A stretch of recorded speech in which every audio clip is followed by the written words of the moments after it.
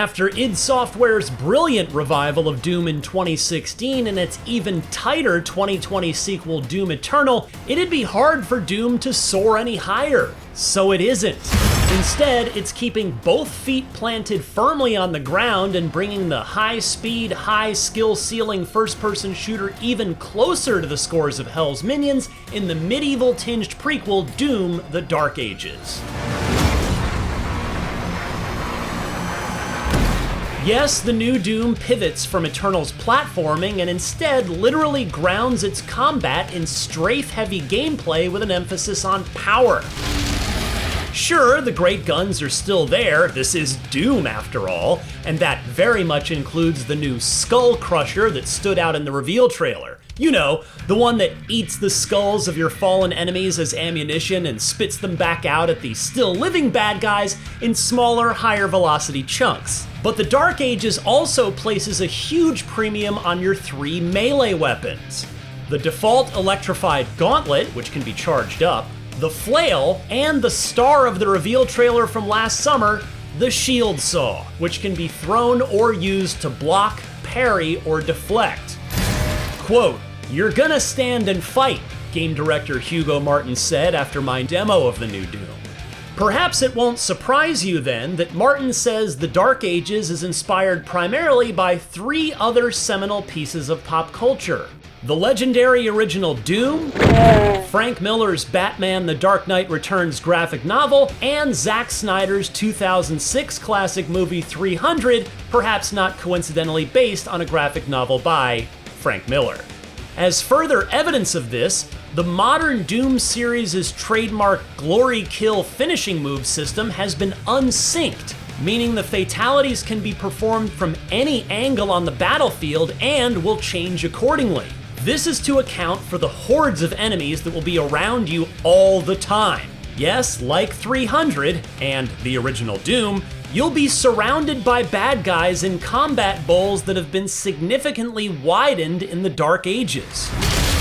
You can accomplish objectives in any order you want and wander anywhere you feel like in the levels, which, by the way, Martin says have been shortened a bit where needed to stick closer to his sweet spot of each being about an hour long.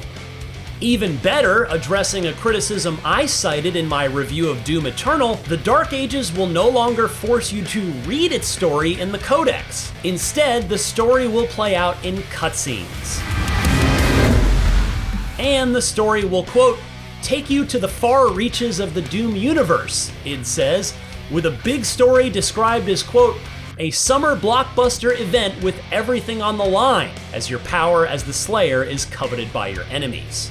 Martin also made a point to emphasize that the development team is focusing on simplifying the control scheme, believing that in hindsight, Doom Eternal made the controls too complex. Martin said the team wanted something that felt intuitive so that when they pressure the player, they're not reaching for buttons they're not familiar with. The aforementioned melee options, for example, will be equipped like equipment, meaning one at a time. Meanwhile, not only will there be more secrets and treasures hidden around, but the economy has been simplified to one currency, gold, and those secrets will focus on furthering your skill progression, meaning tangible, gameplay-altering rewards rather than lore deep dives. One thing you definitely can deep dive into, though, is the difficulty. Custom sliders now let you tweak the challenge however you see fit, with adjustments for things like game speed and enemy aggression and a whole lot more at your fingertips right in the UI. I also learned a bit more about 2 standout gameplay sequences from the reveal trailer. The giant 30-story demon mech called the Atlan, and the cybernetic dragonback riding.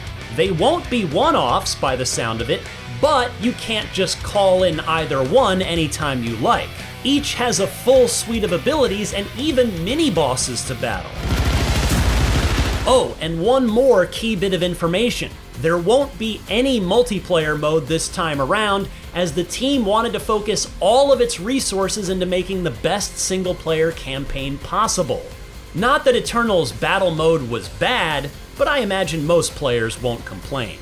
But for me, someone for whom the original Doom was transformational in 1993, I just keep coming back to Martin's pivot away from the very successful direction they were heading in Eternal, and his renewed adherence to the design principles of that 30-year-old foundational classic as he designed the Dark Ages. Quote, "It's just gotta be different from Eternal," Martin said, "especially if I love the game. If I want to play a Doom game, I want to feel strong, but I'm okay with changing what that power fantasy is, especially if that change brings it closer to classic Doom." Hearing that has got me more hyped than ever. May 15th can't come soon enough. For more on Doom the Dark Ages, don't miss the original reveal trailer, and for everything else in the world of video games, stick with IGN.